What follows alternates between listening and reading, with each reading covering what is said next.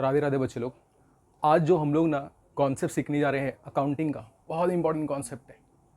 ये हमारे complete commerce fraternity people लोग को, ये कॉमर्स स्टूडेंट्स की बात कर रहा हूँ या फ्रेंड्स की बात कर रहा हूँ मैं, चाहे वो 11 से लेके TY हो, मास्टर्स हो, चाहे वो CA CS CMA जो भी प्रोफेशनल्स हो या जो भी कॉलेज स्टूडेंट्स हैं, उन सब के लिए आज एक इम्पॉर्टेंट कॉन्सेप्ट आपके लिए लाया हूँ।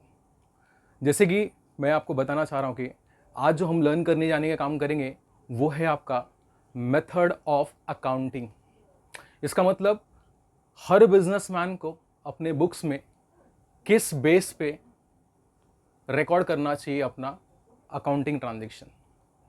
ठीक है, तो स्टार्ट करते हैं। सबसे पहला जो बेस है अकाउंटिंग का वो आपका है कैश बेस।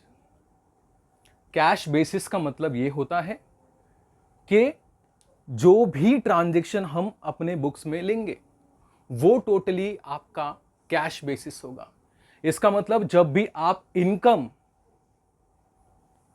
रिकॉर्ड करोगे वो आपका रिसीव्ड बेसिस होना चाहिए। इसका मतलब इनकम अगर रोकड़े में मिला है तो रिकॉर्ड कर लो। और दूसरा है आपका एक्सपेंस के बारे में बोला, खर्चा। खर्चा जो भी हम कैश बेसिस पे करते वो बेसिकली हम रिकॉर्ड करेंगे अगर we are following cash basis system. Understood? Now second part पे आने का काम करते हैं। द मोस्ट इंपॉर्टेंट पार्ट वो है आपका अक्रूवल और मर्केंटाइल बेसिस। अक्रूवल और मर्केंटाइल बेसिस का मीनिंग एक सिंपल वे में बताने का काम करूंगा कि भाई यहां पे आपको दोनों ट्रांजैक्शन को कंसिडर करना पड़ेगा, कैश भी और क्रेडिट भी। कहने का मतलब आपने सर्विस दे दिया, सपोज आपने कोई काम का सर्विस दे दिया बट पैसा आपने रिसीव नहीं किया है, फिर भी आप उस चीज को अपने बुक्स में रिकॉर्ड करोगे। कहने का मतलब एक सिंपल वे में बताना चाहूंगा, जैसे मैंने मेंशन किया है, income is recorded when it is earned. इसका मतलब इनकम कब रिकॉर्ड करोगे? जब आपने अर्न कर लिया है या अक्रूड कर लिया है। इसका मतलब ड्यू कर लिया है। कहने का मतलब सिंपल सा यार कि हम जब भी कोई इनकम, या सिंपल सा बोलने का काम कर रहा हूं, हमने एक सेल्स कर दी है। अब फॉर एग्जांपल ये मार्कर है, मार्कर को मैंने सेल्स कर दी है। इसका मतलब इस सेल्स का जो मुझे इनकम बन रहा है वो ड्यू हो चुका है बट पैसा अभी तक रिसीव नहीं हुआ है। तो इसका मतलब ये नहीं कि आप इस चीज का रिकॉर्ड नहीं करोगे, आपको इस ट्रांजैक्शन का रिकॉर्ड आपके इसी फाइनेंशियल ईयर में रिकॉर्ड करना पड़ेगा।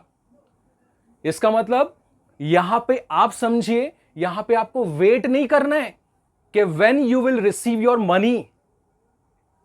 यहां पे आप अंडरस्टैंड कीजिए, जैसे आपका सेल्स होता है you need to record that sales in your book and it is similar in other income also. कहने मतलब जब आपका इनकम बन गया है, आपको लग गया है कि काम हो गया है, अब इनकम आने वाला है but still it is not received, then also record it.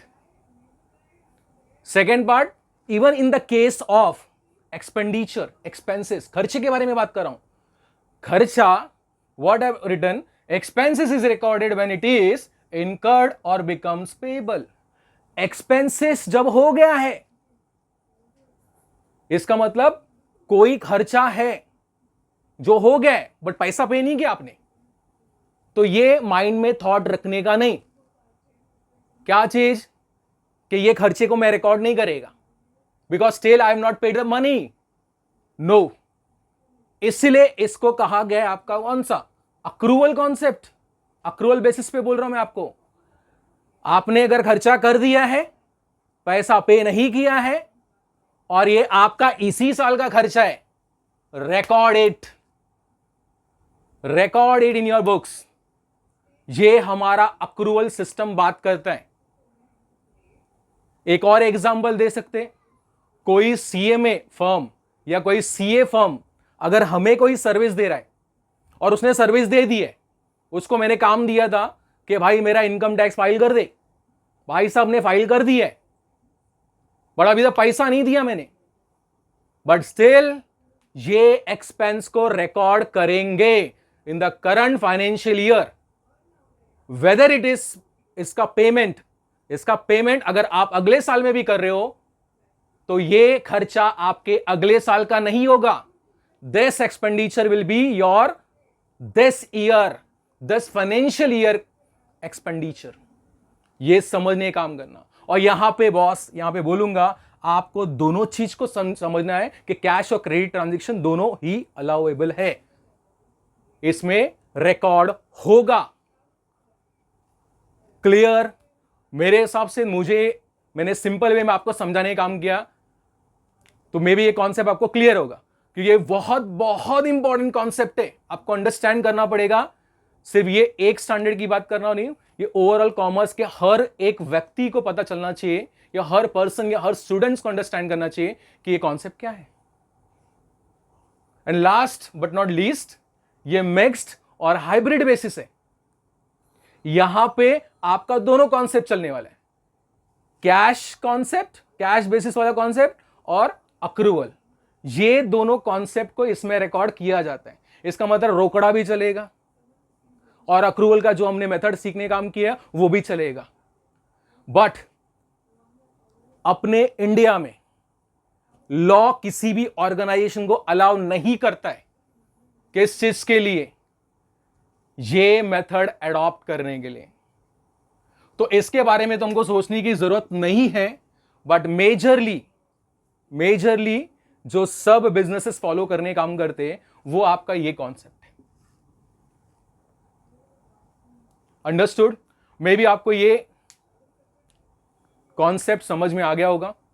Thank you. Radhe Radhe.